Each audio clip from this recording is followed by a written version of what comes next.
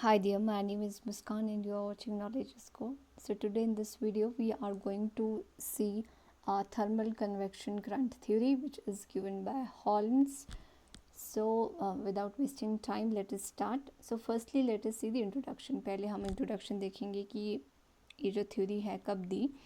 तो जो हॉल्म्स ने कन्वेक्शन करंट थ्योरी है वो 1930 में दी थी और वो इसमें बेसिकली क्या डिस्कस करना चाहते थे. जो पॉसिबिलिटी है कन्वेक्शन करंट जो कि मेंटल पोर्शन से जनरेट होती है रेडियो एक्टिव एलिमेंट के द्वारा और जिसकी वजह से थर्मल डिफरेंसेस जो है वो होते हैं. कहने का मतलब ये है कि यहाँ पे हम एक जो कन्वेक्शन करंट है ये जो फिनोमिना हम यहाँ डिस्कस करेंगे ये बहुत ही ज़्यादा इम्पॉर्टेंट है माउंटेन बिल्डिंग प्रोसेस में, क्योंकि जो हॉल्म्स की थ्योरी है ये माउंटेन बिल्डिंग की तरफ जो है वो अपना रुख करती है, बताती है कि जो माउंटेन्स है वो किस तरह से जो है वो बने थ्रू कन्वेक्टिव करंट्स. तो बेसिकली इसमें वो यही डिस्कस करना चाह रहे हैं जो कन्वेक्शन करंट है जो कि जनरेट होता है अर्थ सरफेस से. अर्थ सरफेस में भी जो रेडियो एक्टिव एलिमेंट होते हैं जो कि हीट प्रोड्यूस करते हैं. अब हीट से जो हीट की डिफरेंस की वजह से जो करंट्स फिर फ्लो करती हैं उनको कन्वेक्टिव करंट्स कहते हैं. तो उसकी वजह से किस तरह से माउंटेन्स बनते हैं वो हम आज इस पे डिस्कस करेंगे. Right now coming to orogenetic force. Orogenetic force का मतलब होता है, ओरोजेनेटिक मतलब फॉर्मेशन ऑफ माउंटेन्स. राइट पहले भी मैंने आपको कोबर की थ्योरी में अच्छे से बताया था. सो ओरोजेनेटिक जो फोर्स है यानी कि जो माउंटेन बिल्डिंग जो फोर्स है वो कौन सी है according to Holmes. Right so जो mountain building force which is your thermal convection current जो कि ओरिजिनेट होती है deep within the earth from disintegration of radioactive element. जैसे कि मैं आपको पहले भी बता चुकी हूँ एक जो है आपके थर्मल कन्वेक्शन करंट नाम का एक जो है वो करंट है, एक फिनोमिना है जो कि अर्थ में जो अर्थ के जो माउंटेन्स है उसकी फॉर्मेशन के लिए रिस्पॉन्सिबल है. अब ये काम किस तरह से करता है, इसका क्या मैकेनिज़्म है वो आगे हम डिस्कस करेंगे. अभी के लिए आप इतना समझिए कि जो माउंटेन बिल्डिंग जो थ्योरी है राइट, इसमें जो माउंटेन बिल्डिंग जो हॉल्म्स ने कहा है कि जो बेसिक कॉज है माउंटेन बिल्डिंग का इसके पीछे कन्वेक्शन करंट है जो कि अर्थ से जनरेट होती है. किसकी वजह से, अर्थ में जो रेडियो एक्टिव एलिमेंट है उनकी वजह से. अब हॉल्म्स का ये मानना है जो कन्वेक्टिव करंट्स है वो दो फैक्टर पे डिपेंड करती है. पहला है thickness of crust near the equator and poles, कि क्रस्ट की थिकनेस इक्वेटर के नज़दीक कितनी है और पोल्स के नज़दीक कितनी है. एक तो इस पे डिपेंड करेगा, यानी कि अगर इक्वेटर के पास थिकनेस क्रस्ट की ज़्यादा है तो कन्वेक्टिव करंट्स वहाँ पे ज़्यादा प्रोड्यूस होंगी. अगर पोल्स में क्रस्ट जो है वो थिक है तो वहाँ पे ज़्यादा होगी. या फिर इसके ऑपोजिट भी हो सकता है, अगर पोल्स में जो थिकनेस है क्रस्ट की कम है तो वहाँ पे कन्वेक्टिव करंट्स जो है कम प्रोड्यूस होंगी. क्यों?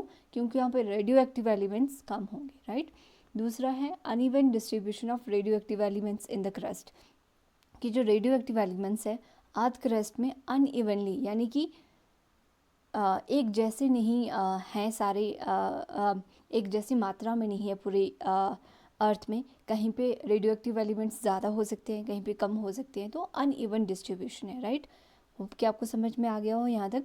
माउंटेन बिल्डिंग जो थ्योरी है उसके लिए जो फोर्स रिस्पॉन्सिबल है वो है ओरोजेनेटिक फोर्स के लिए. वो जो फोर्स है वो है आपके थर्मल कन्वेक्शन करंट थ्योरी जो कि रेडियो एक्टिव एलिमेंट की वजह से प्रोड्यूस होती है. अब दूसरा कन्वेक्टिव करंट्स किन दो फैक्टर पे डिपेंड करती है, कि थिकनेस क्या है क्रस्ट की, चाहे वो इक्वेटर के पास हो या पोल के पास हो. दूसरा uneven distribution of radioactive element. Right now coming to base of the theory. Base of the theory नहीं है, बेस ऑफ द थ्योरी है, बेस नहीं. ठीक है, बेस क्या है थ्योरी का, इसमें हॉल्म्स बताते हैं कि अर्थ क्रस्ट में 3 लेयर हैं, upper intermediate and lower. Upper layer को ये ग्रेनोडायोराइट कहते हैं जो कि 10 से 12 किलोमीटर के आसपास है. इंटरमीडिएट लेयर राइट इसको लेयर ऑफ एम्फिबोलाइट कहते हैं जो कि इसकी जो आप कहेंगे लेंथ वो सॉरी वो जो है 22 से 25 किलोमीटर के आसपास है. राइट इतनी मतलब डेप्थ है इसकी, और लोअर लेयर इक्लोगाइट। तो आपको ये याद रखना है कि हॉल्म्स के अकॉर्डिंग अर्थ जो है 3 तरह की लेयर है, 3 तरह की लेयर्स में उन्होंने डिवाइड किया है, upper, intermediate and lower. Upper layer को ग्रेनोडायोराइट कहते हैं, इंटरमीडिएट लेयर को एम्फीबोलाइट कहते हैं, और लोअर लेयर को इक्लोगाइट कहते हैं। कई बार एग्जाम में आ जाता है इनका अरेंजमेंट, राइट, ग्रेनोडायोराइट, एम्फीबोलाइट और इक्लोगाइट। तो उस तरह से भी आप याद रखिएगा कि पहले ग्रेनोडायोराइट आता है, फिर एम्फीबोलाइट आता है, फिर इक्लोगाइट, फिर आपके पास आता है ये 3 जो लेयर्स में डिवाइड किया है क्रस्ट को, इनको भी अगेन इन्होंने 2 भागों में जो है डिवाइड किया, राइट। यानी कि जो अपर और जो मिडल, जो ये दोनों जो लेयर्स हैं, इनको इन्होंने क्रस्ट कहा हॉल्म्स ने, और जो नीचे वाला लेयर है इक्लोगाइट वाला, उसको सबस्ट्रेटम कहा। और ये जो क्रस्ट है ये किससे बनी होती है? सियाल, यानी कि silica and alumina, and Seema, silica and magnesium, right. आपको पता है जो सियार है वो ओशन में एब्सेंट होता है, right. Now coming to the mechanism of the theory, कि जब हम बात करते हैं तो हॉल्म्स का ये मानना है कि 2 तरह की कन्वेक्टिव करंट्स हैं हमारे पास। एक को कहते हैं convective currents of rising column, यानी कि जो ऊपर की तरफ मूव करेगी, ठीक है। दूसरी है convective current of falling column, यानी कि ऊपर से नीचे की तरफ जो है वो मूव करेगी। राइजिंग कन्वेक्टिव करंट इक्वेटर से पोल की तरफ जाएगी, इक्वेटर टू पोल, और आपका जो डिसेंडिंग कन्वेक्टिव करंट्स हैं वो पोल टू इक्वेटर जो है वो मूव करेंगे, इजंट इट। आगे आपको समझ में यहाँ पे मैकेनिज्म में क्या है? हॉल्म्स ने कहा 2 तरह की हमारे पास कन्वेक्टिव करंट है, एक है convective current of rising column जो कि इक्वेटर से पोल की तरफ जाएगी, दूसरी है convective currents of falling column, right, जो कि पोल से इक्वेटर की तरफ आएगी। होप कि इतना समझ में आ गया हो आपको। Now coming to rising convective currents में क्या होता है और फॉलिंग कन्वेक्टिव करंट्स में क्या होता है, इसको आप बहुत ही ध्यान से समझिएगा। यही जो है मेन क्रक्स है थ्योरी का। इसी के बेसिस पे हम जो 3 स्टेजेस जो हॉल्म्स देंगे उनको भी डिस्कस करेंगे, ये वहाँ पे भी काम आएंगी। मतलब अगर आपने ये वाला समझ लिया तो आपने पूरी थ्योरी समझ ली, राइट। वैसे तो मैंने बहुत इजी करके लिखा है आपको, so that you can understand. So हमारा जो पहला है राइजिंग कन्वेक्टिव करंट्स, जहाँ से इक्वेटर से पोल की तरफ करंट्स मूव करेंगी।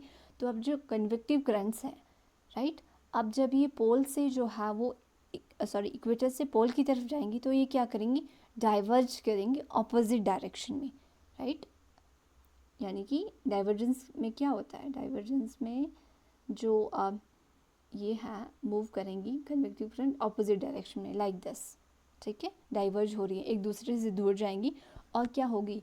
जब एक दूसरे से दूर जाएंगी तो खींचातानी होगी, राइट। टेंशनल फोर्स प्रोड्यूस जो है वो प्रोड्यूस होगा। अगर देखें, अगर आप और आपका फ्रेंड जो है रस्सी को बीच से खींचें, एक एंड आपके पास हो रस्सी का, दूसरा एंड आपके फ्रेंड्स के पास हो, और आप दोनों खींचने लग जाएं इस तरह से, राइट। एक एंड में आप हो, एक एंड में आपका फ्रेंड्स है, और आप जो है आप यहाँ से खींच रहे हैं और आपका फ्रेंड यहाँ से खींच रहा है। जब आप खींचोगे इसको तो क्या है, इस पर स्ट्रेस पड़ेगा, राइट, स्ट्रेच होगी साथ में ये रोप भी। तो इसी तरह से जब कन्वेक्टिव करंट्स जो है डाइवर्ज होती है, एक दूसरे से दूर जाते हैं, इसी तरह का टेंशन जो है अर्थ क्रस्ट में प्रोड्यूस होता है, और अर्थ क्रस्ट ब्रोक हो जाती है, राइट। ब्रोक हो जाएगी तो यहाँ पे जो है सी जो है वो डेवलप हो जाएगा। सी मतलब ओशन, राइट।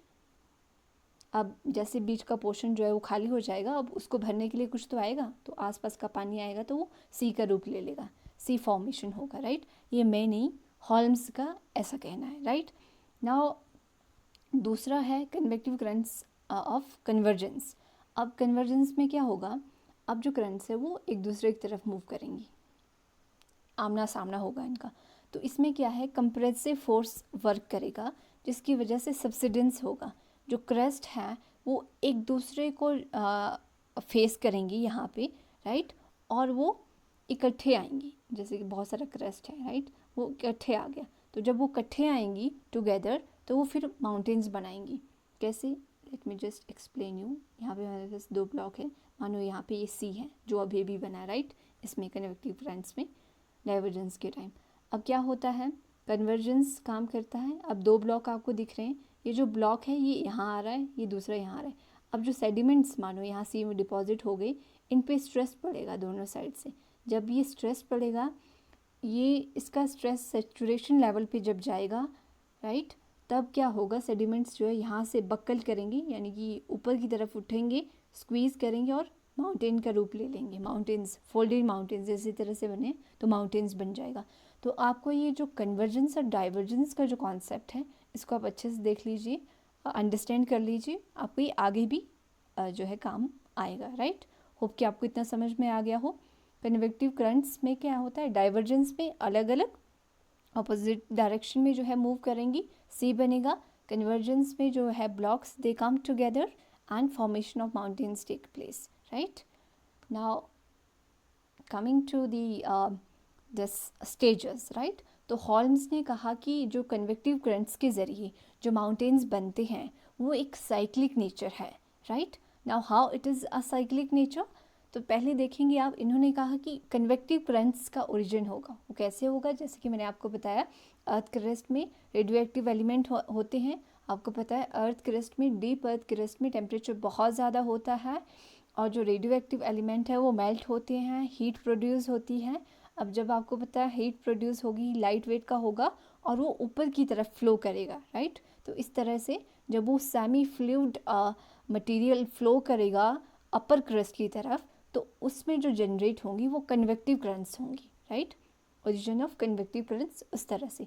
फिर फॉर्मेशन ऑफ जियोसिंक्लाइन, जियोसिंक्लाइन मैंने आपको पिछले वीडियो में दिखाया था ना, कोबर वाले में, जिसको ओरिजिन भी कहते हैं। Geosyncline is nothing but a depression, है ना, ऑफ वाटर, तो वही है। फिर सी बनेगा, जैसे कि मैंने आपको अभी बताया, सेडिमेंटेशन, जो इरोजन और डेपोजिशन की वजह से यहाँ पे सेडिमेंट जमेगी इसमें, जैसे सी में जमते हैं, पॉन्ड में जमते हैं, हमने देखा है जब बारिश आती है तो क्या होता है कि तालाब में भी जो है सेडिमेंट जम जाते हैं, है ना, गड्ढा है वहाँ पे भी जम जाते हैं, तो इसी तरह से सेडिमेंटेशन होगा। फिर उसके बाद क्या होगा, ओरोजेनेसिस, यानी कि माउंटेन्स बनेंगे।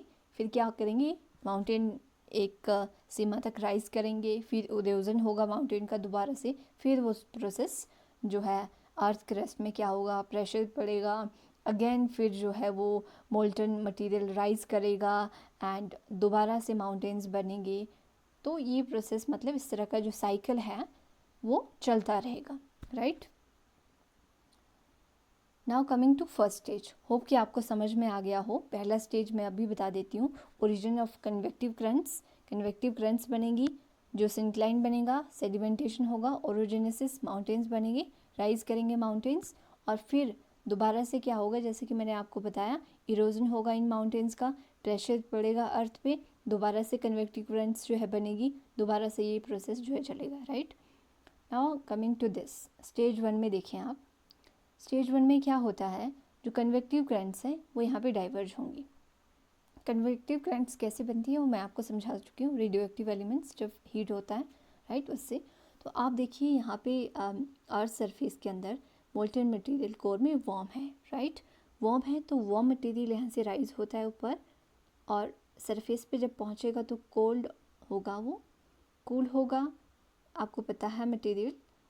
और यहाँ से फिर ये साइकिल दिखाया है, एक कोल्ड होगा, हमें पता है कोई भी चीज़ जब ठंडी हो जाती है फिर क्या हो जाती है, वो वेट गेन कर लेती है और वो बैठ जाएगी फिर, राइट। और इसी तरह से ये मतलब एक साइकिल है आपकी कन्वेक्टिव करंट्स का। सो फर्स्ट स्टेज में क्या होता है, जैसे कि मैंने बताया आपको, डाइवर्जेंस।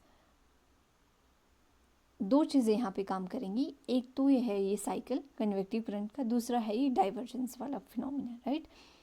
पहले उसमें क्या होगा, ये देखिए आप, जैसे वार्म करंट्स मैंने आपको बताया ना, यहाँ से ऊपर गई, यहाँ से, ठीक है, एक सर्टेन स्टेज पे पहुँची, ये कूल हुई और फिर वापस आई, फिर यहाँ पे धरती पे आएंगी, फिर वार्म होंगी, फिर ऊपर जाएंगी, कोल्ड होंगी, फिर नीचे आएंगी, फिर वार्म होंगी। तो ये एक कन्वेक्टिव करंट का सर्कल चला रहता है, राइट। तो अब पहले में क्या होगा, जब आपको पता है जो ऑपोजिट है वो अट्रैक्ट्स करते हैं, राइट। तो यहाँ पे देखिए आप, पहले स्टेज में क्या होता है, आपके जो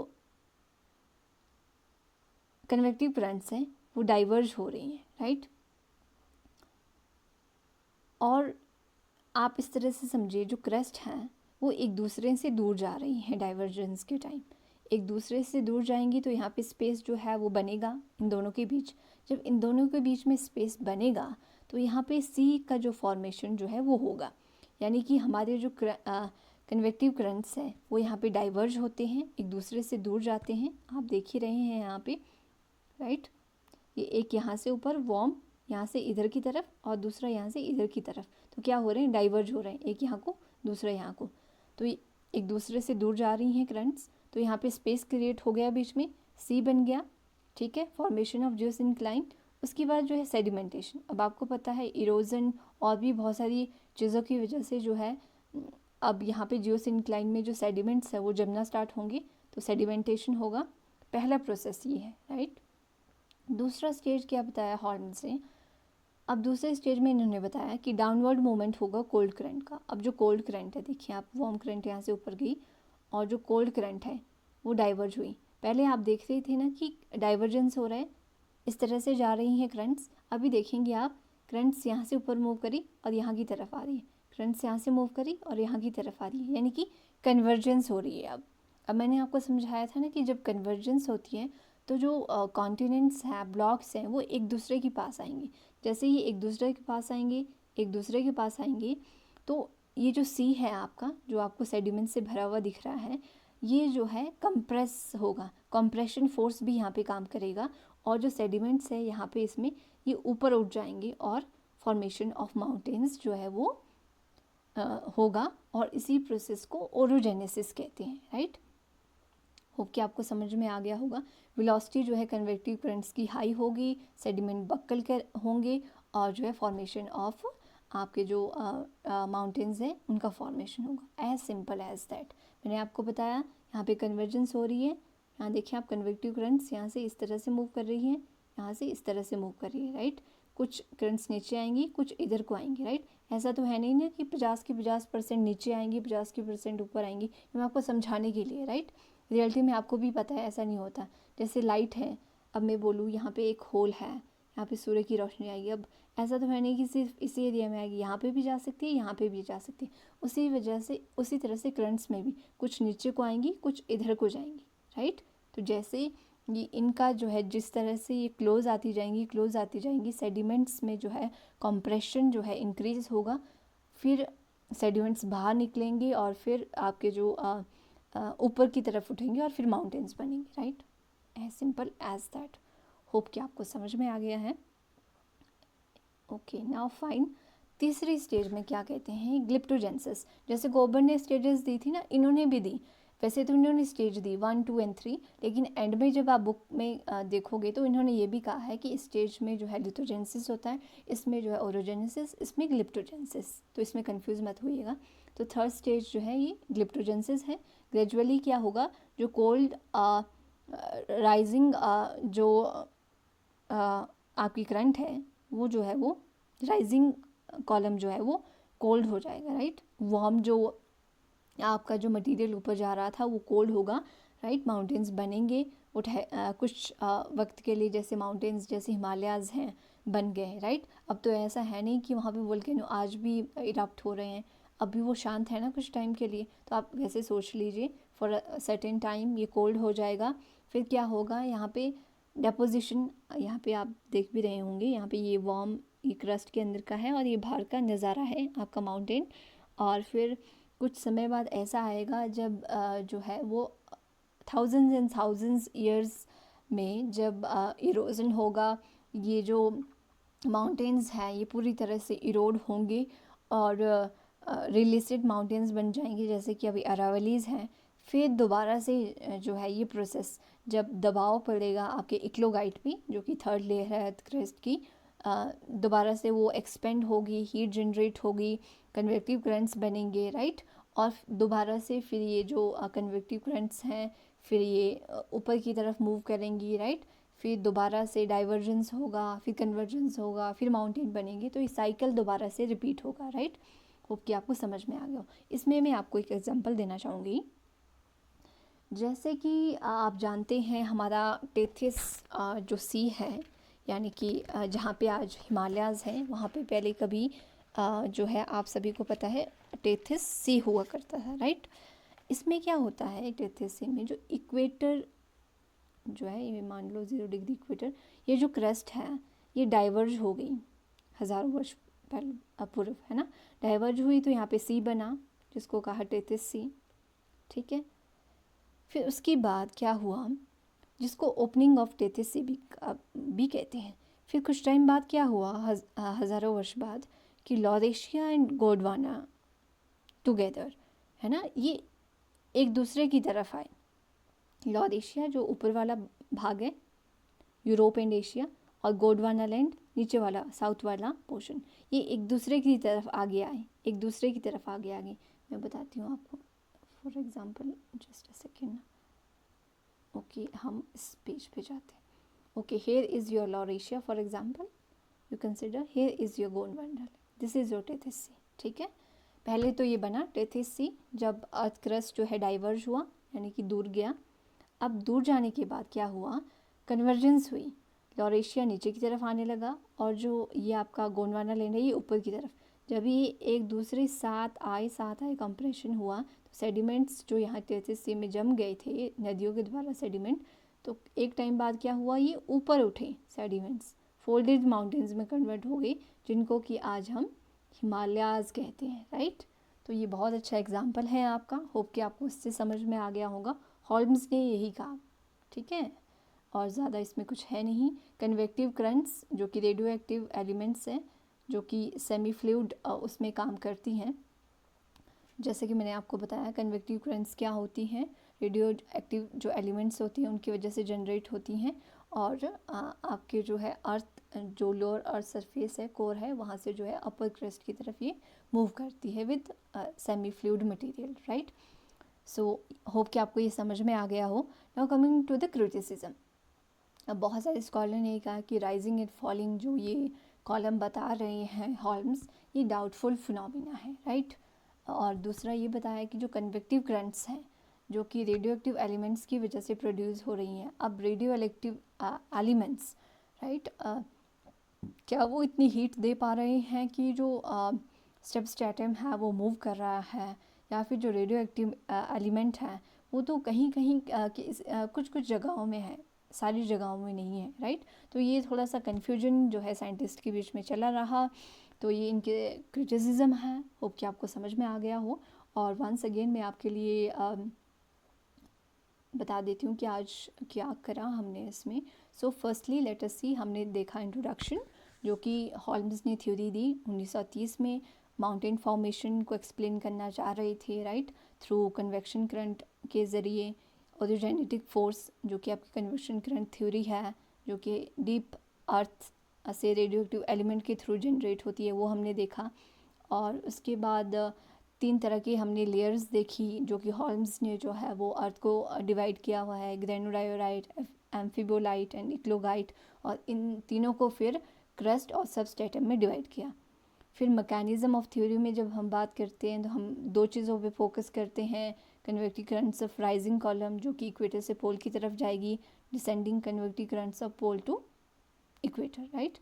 फिर उसके बाद राइजिंग कन्वेक्टिव करंट्स, जिसमें हमने देखा कि डाइवर्जेंस होती है, कन्वेक्टिव करंट्स जिसमें कन्वर्जेंस होता है और माउंटेन्स बनते हैं। फिर हमने देखा कि हॉल्म्स का ये मानना है कि जो माउंटेन्स का जो फॉर्मेशन है वो साइक्लिक पैटर्न है, जिसमें कन्वेक्टिव करंट्स ओरिजिनेट होंगी, फिर जो इंक्लाइन बनेगा, फिर सेडिमेंटेशन होगी, फिर ओरोजेनेसिस होगी, फिर राइज ऑफ माउंटेन्स होगा। फिर स्टेज 1 में हमने देखा कन्वेक्टिव करंट्स जो है डाइवर्ज हो रही हैं, जो इंक्लाइन बना, सेडिमेंटेशन हुई। फिर सेकेंड स्टेज में हमने देखा कि जो कन्वेक्टिव करंट्स है वो कन्वर्ज हो रही हैं, और जो सेडिमेंटेशन है उसमें क्या है, कंप्रेशन फोर्स वर्क कर रही है, सेडिमेंट्स जो है वो बक्कल हुए और फिर उन्होंने माउंटेन्स का रूप ले लिया।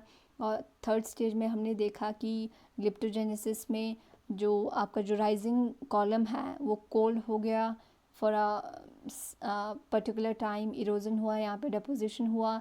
फिर अगेन जो इक्लोगाइट जो आपके जो मेल्टेड जो कोर है वहाँ पे क्या हुआ कि रेडियो एक्टिव एलिमेंट्स जो है वो मेल्ट हुए प्रेशर की वजह से, और फिर उनमें हीट जनरेट हुआ। अगेन दोबारा कन्वेक्टिव करंट्स जनरेट हुई, दोबारा से ये प्रोसेस जो है कंटिन्यू हुआ। तो इस तरह से साइकिल जो है वो बना माउंटेन फॉर्मेशन का। और फिर हमने दो क्रिटिसिज्म भी देखे, rising column and falling column is a doubtful phenomena, और जो कन्वेक्टिव करंट्स है जो कि डिपेंड करती है रेडियो एक्टिव एलिमेंट्स पे। बहुत सारी साइंटिस्ट ने ये डाउट किया कि जो कन्वेक्टिव करंट है क्या वो रिक्वायर अमाउंट ऑफ हीट जो है सबस्ट्रेटम में जो हैं रेडियो एक्टिव एलिमेंट, क्या वो प्रोवाइड कर पा रहे हैं, right, what is the proof. तो इस पे क्वेश्चन उठाए। So everyone, that's all from my side about convection current theory of Holmes. Many of you are asking me to make this video, so मैंने बना दिया है। now it's your work कि आप अपने फ्रेंड्स के साथ इसको शेयर करो, और comment below in the comment section whether you got the concept and not. So bye and take care.